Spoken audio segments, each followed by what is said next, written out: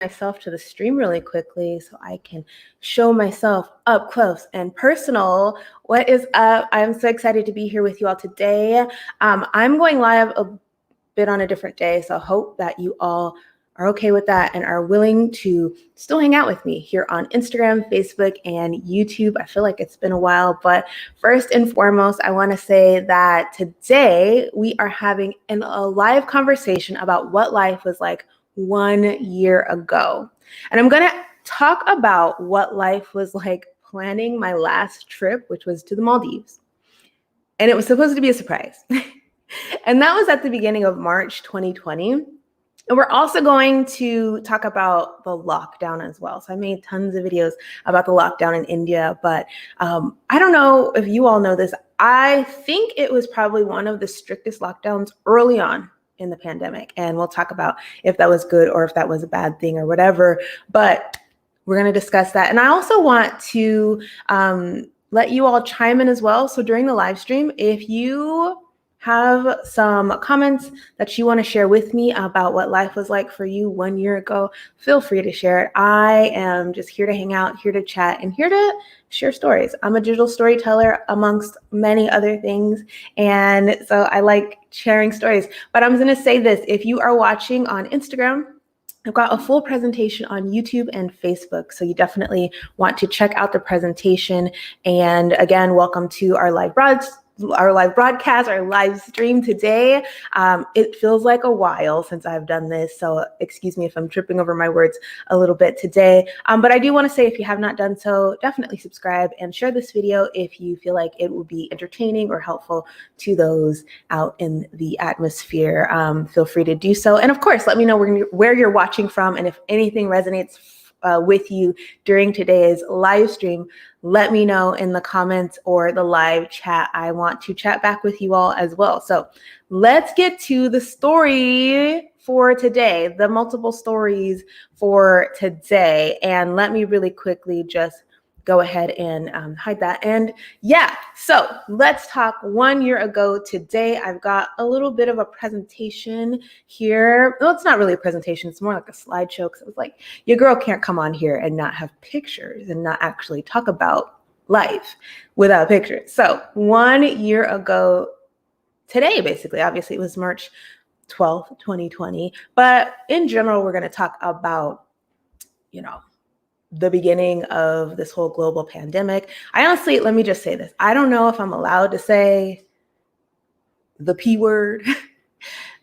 I don't know if it'll demonetize me or what, but I have been talking about it since it started because I felt like it was important for me to share my perspective as an expat living in India, but also to report on it. And we'll get to that a little bit later. But if this does not go well because I keep saying the word pandemic, that's too bad. I'm sharing, I am giving you all knowledge, sharing stories and all that stuff. So it has to be okay.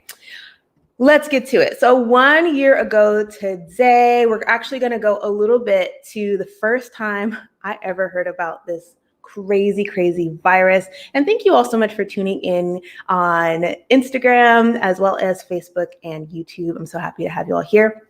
So when I first heard about the virus, it was so interesting because I was listening to one of my favorite podcasts, and this is like a little recommendation for you guys out there. I love I think it's the New York Times daily podcast, and they just tell it like it is. They have so much to share, and because it's daily, you feel like you're up to date with the news. I think it's daily every weekday, and so take away the weekends and you're good to go. But with that being said, they were reporting on the pandemic in January. I think actually at the end of December, and January is when I start really paying attention. And I remember telling my husband, hey, did you hear about this crazy thing that's happening over in China? I mean, the fact that we were obviously living in India, we were in close proximity to China. So, we keep, abreast of current events in the news and different things like that. So he was like, no, not really. I mean, maybe he's heard just in passing certain things, but he was not really paying attention. And I was like, I don't know. I feel like this is something that we should also pay attention to because we basically live so close and, things can spread over borders and different things like that. But I also wasn't too alarmed that it was something that could be a bigger global scale thing. Obviously, I was wrong, and so was everybody else.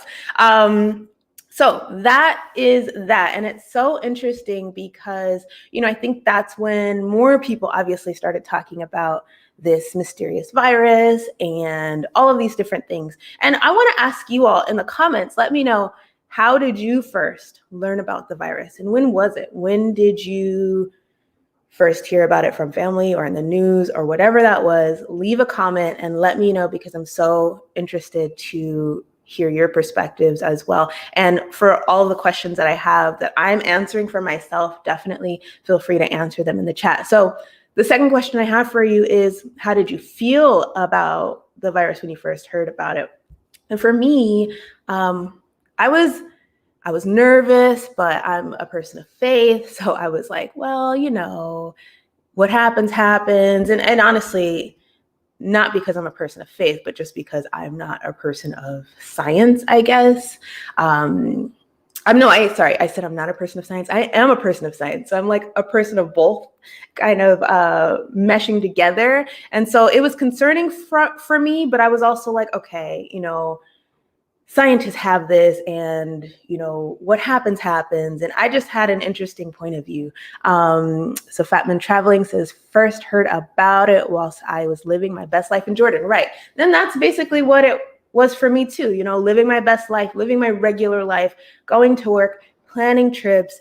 And I mean, I think we were like heavily going to movie theaters in India. It was really crowded in places in India. And I mean, we were just having so much fun. It really was just a time of fun, but we had this looming presence of news about this virus. But I think maybe me being a Westerner and being slightly naive, of course, again, living in proximity to China and living in India, I still was kind of like, well, that kind of stuff doesn't really happen elsewhere, we'll be fine. And then we just went about our day. So I will say this to you guys watching on Instagram, tuning in and hanging out. If you want to see pictures and stuff, I've got a little slideshow here on Facebook and YouTube. So definitely join over here if you want to see some photos. I have a little quote for you all, because we're going to take a little bit of break from me just ranting and raving. This quote says, "You can't make up for lost time. You can only do better in the future." And I feel that way. I feel like, for me, I have this constant like FOMO that I have missed out on a lot of things because of the pandemic, or that I am missing out because we are still in a pandemic. This is literally 1 year into the pandemic. It's not 1 year since. And I think, there are a lot of things that are definitely going through my mind, but definitely take this quote into account and kind of see how that resonates you. Mickey Bell, thank you so much for tuning in on YouTube as well, so you can see our photos. Okay, so I'm going to backtrack a little bit for those that don't quite know me yet. My name is Jasmine, and I keep talking about India because I am an expat who has lived in Morocco and is now living in America. But before moving back to America, I obviously lived in India. So that is why we're talking a lot about the proximity from India to China with the virus and everything. And yeah, we're obviously talking about 1 year later and what that looks like. So we're all caught up with the photos. And we're gonna actually get straight into the trip. So my question to you all is, what was the first trip, or the last trip or big thing you did before the world shut down? So we talked about how we heard about the virus, how we felt about the virus. Were you still living your best life? Were you still planning for your best life? What was the last thing you did? And I'm going to go ahead and just move to my trip to the Maldives and get into March. So now we are at the beginning of March. And what's great about March is it's my birthday month. Yay me, I just celebrated my birthday. And thank you all for your birthday wishes on Instagram yesterday. During the month of March, we celebrate pretty heavily. My husband is great with birthdays. He has learned a lot about me over the years, and he was listening when I said the Maldives was my bucket list trip. And so for months he had it planned. He even told other people about it. I was the last person to know. I was in the dark. But he ended up telling me about the trip. He kind of did that whole thing, like, when would you like to know? Obviously, we're going somewhere, because I'm like, I at least need to know what I need to pack, what my outfits are going to look like. And so I told him to tell me at the end of February. And so it was like February, like 29th or something like that.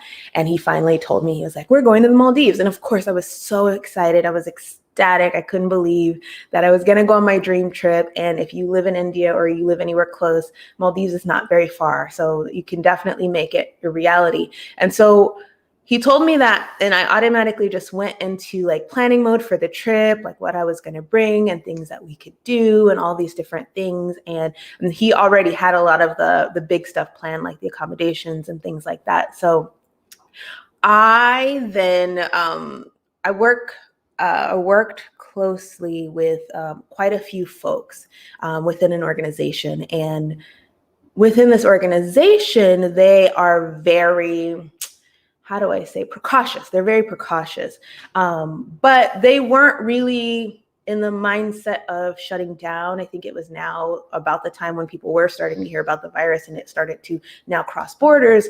But they, there weren't very many, how do I say, procedures as to how we go about certain things.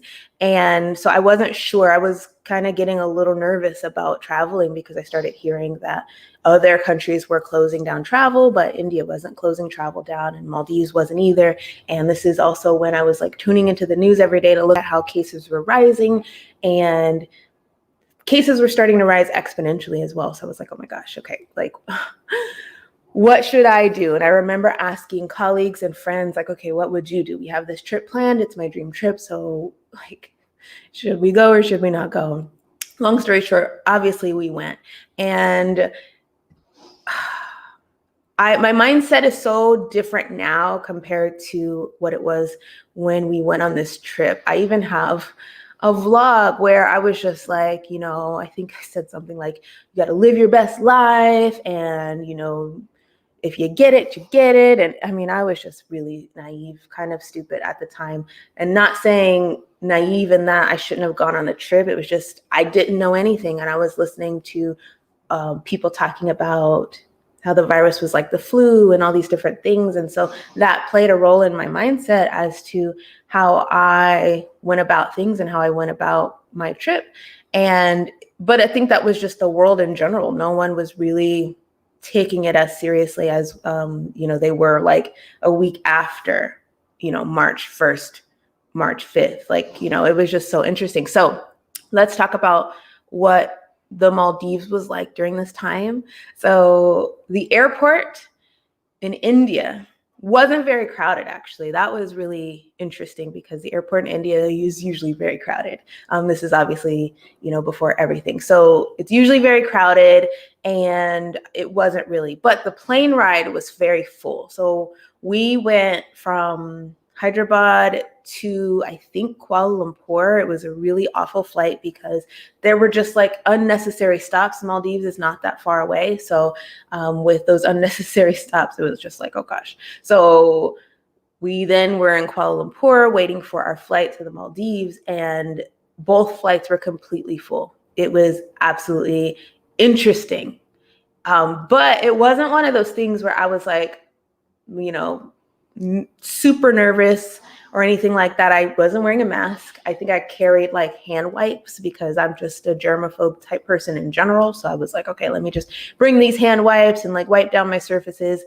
Things were not sanitized and things were not cleaned on the plane, in the airport, and all of those things. So then we get to the Maldives, and they did do some checking. So this was around the time when they were doing like, I would say like contact tracing, in that they were just like tracing where you're coming from and asking for extra information. And I was like, man, this is a lot of paperwork. That's how I felt. But I did it obviously because we were like in it and vacationing and whatnot. So we did all this extra paperwork. The airport in the Maldives was very crowded. Everybody seemed to be going on vacation at the exact same time. And it was just interesting because it's such a double standard, I know, but I was just like, man, why are all of these people going to the Maldives? Why are all these people traveling? My goodness. And so we go from the airport, we get a car because our hotel, you can book a car to pick you up from the airport. And within the car, no masks, no anything. We were just chatting it up with our driver and everything was cool. But as we were driving, I think that was when I started to realize the severity of traveling somewhere else and the impact of this virus and other people elsewhere. So the driver is telling us about how COVID has then reached the Maldives and people were starting to get sick. And it was just interesting because it's like out of sight, out of mind when you are vacationing. I think this is a very Western thing. When you're vacationing, you really don't consider other people. You just really want to have a good time. But it was at that point when I was like, okay, this is interesting. I'm going to take a quick break really quickly to read your guys' comments. Sai Kishore asks, when will you return to Hyderabad? Unfortunately, I'm not returning to Hyderabad to live. That is because we have officially moved away from India, but I will return to Hyderabad. I hope in like a year. No, not a year. Maybe 2 to 3 years. A year would be way too soon because we're still going through all the craziness, but maybe like a year or two to 3 years, because I have some friends that I want to see and some things that are up and coming that I'd also like to be a part of. But thank you so much for your comment. And then Mickey Bell 07 says, I remember telling my boss that I didn't feel comfortable being in the office. Yes. And he told me everyone was going to get it. Yep. I actually had a similar conversation about everybody's going to get it and then we'll all be immune. That same day, we got a mandate from corporate to go home. Yeah. Stuff like that just kind of happened fast. And I'll get to that in just a second. So back to the Maldives. Again, no masks. Locals were in fact getting sick, but it wasn't a super big deal. Our hotel was running as normal, food services were running as normal. The city was great. I mean, we stayed in the city of Malé and it was just like normal. Like we were able to walk around the city. No one was wearing masks. We were able to, I think we went to a Burger King and it was just I would say it was wide open because I think that's when people started to, locals started to not be out like you normally would be. And so places were starting to get empty, I would say, by our second day in the Maldives. And that was kind of weird because certain places in Malé kind of seemed like a ghost town. So I was like, oh, okay, this is interesting, but maybe people are just afraid and maybe they don't have to be, I was again naive.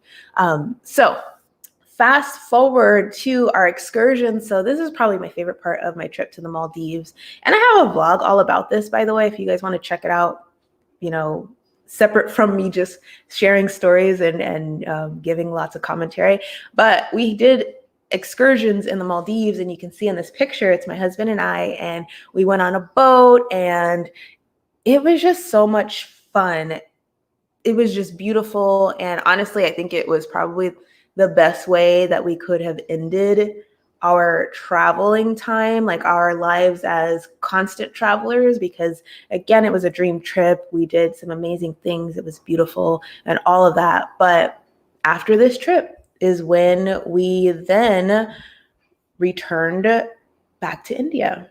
And so I have a slide here about kind of what it looks like or what it looked like during that time for us. And I'll get to kind of some key points in this photo, or in these photos. And I shared these photos on Instagram as well. So you might have an idea of what I might chat about. So yeah, getting back to India, the flight back was pretty crowded. And that is actually when I really started to take things seriously because obviously we were paying attention to the news and just hearing how cases were rising exponentially everywhere in the world. And it was one of those things where I was like, I'm so glad our trip to the Maldives was fairly short, because I wouldn't have felt comfortable staying any longer than we did. It was the perfect time for the level of comfort that I had, or maybe didn't have.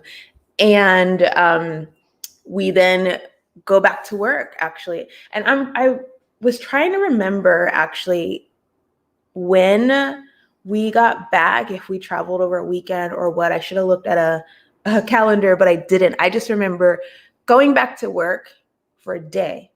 And then the following day is when we also got a mandate that said we had to kind of shut down operations. And it just seemed like things were happening so fast, and we were being told to take precautions and to store up food and to get extra water. These people weren't sure what this was going to look like, even from like a quarantine perspective. And being in India and looking at people in the United States all of a sudden go crazy. It was that time when people started hoarding toilet paper in the United States. And that frantic mindset, I don't think had hit India yet, but we were starting to prepare. And that was when, I don't know if we had mask mandates quite yet, but we definitely started to get stay-at-home orders. We were asked to stop going to work, and we didn't really have information of teleworking and things like that because everything was so new. It was more just like, let's get everybody safe. We don't know what's going on or how to protect ourselves from this new virus. So we were told to stay home. But I remember, actually, so I had a friend so my husband stayed at work to kind of finish up the rest of his day. I was pretty quick. I got just stuff. I was like, okay, I know there's things that I need to take home because they're going to ask me to do certain things at home because of the work that I do. And I know, I just need to be prepared. And I think with my job and the organization that I work with, as well as with me and my family and my personal self, I really pride myself on personal preparedness. I preach that to you all as well, like situational awareness, personal preparedness, things like that. I mean, we have like we call it our go bag, a kit that we use in case of an emergency, with just a bunch of stuff. Maybe I'll do a separate video if you all want about like what a go bag looks like, but things that you need in case of an emergency. So I ended up leaving work early with a friend who helped me get to a grocery store. And I just remember filling up my cart, to the top with food and essentials and things like that, because I'm like, if they're telling us to stay home, we're going to need supplies. And so basically what I did is I kind of tried to shop for 2 weeks because that's what we were being told, that the quarantine or stay at home was only going to be about 2 weeks. And so I was like, okay, let me get at least like 2 weeks worth of food. And I did that. And I did, in fact, feel a lot more prepared, but I still didn't know the severity of what was happening. So, and I think that's most people, honestly. I think we were just, waiting for more information and waiting for experts to tell us, what was happening. And experts were figuring out as we were figuring out as well. So I think that's probably why it was very interesting and a little scary. So let's see. Fast forward to, I'm not going to do that one yet. I'm actually going to go back to just talking about my experience with the pandemic in India. And I've got videos and playlists all about this. But what I found about my time in India during the pandemic was it was easier for me to cope I'm not necessarily a trained reporter, but it was easier for me to cope by like reporting on what was happening at the time and sharing it with all of you, but also those in the States, because what I realized is there were quite a few people that lived in the States that are of Indian heritage that were also concerned about what was happening back home and if they had family back home and things like that. The information that I was sharing, I feel like I was getting a lot of messages that they were comforting and things like that. So that was my purpose for the types of videos that I filmed during that time. But the videos also helped me cope They helped give me a little bit more of a purpose outside of my regular job. And I really liked it. I really liked being able to share in that manner and bringing more value and more helpful content to all of you out there. And I think that's probably what helped start kind of me sharing live and doing things like this, is because I realized the value for more education, more helpful content and things like that.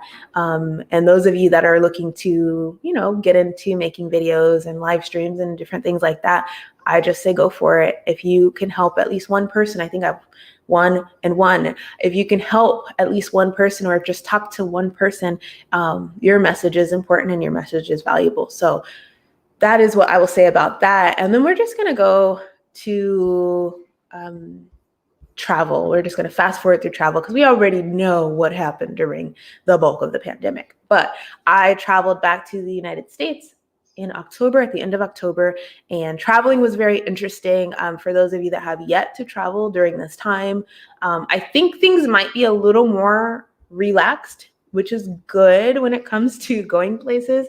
But we were given face shields and masks and like PPE kits with sanitary items, I think hand sanitizer and things like that. But for the most part, the flight was normal as it could be. Social distancing was a factor as well.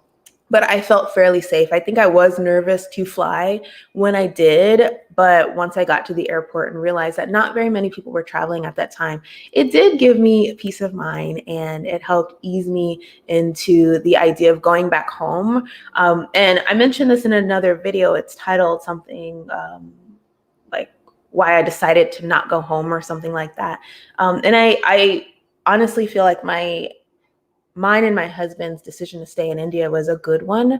It was a good one for where we were at the time and the needs of us individually, our family in India and our families in the States. I think that, a lot of people kind of rushed home, and everybody's, decisions to go home when they did. If you're an expat living abroad, or in India in particular, if you did in fact go home at any point during the pandemic, that was your choice and that is what was okay for you. And I think that's kind of how I rationalize when we went home and how everything went down for us. And so now we're back in the States, and, we're all just looking to do what we can to stay safe, stay healthy, hopefully, get vaccinated if that's the route that you want to go. I definitely am eager to get vaccinated when it is my turn to do so, because I do miss traveling. I do miss interacting with people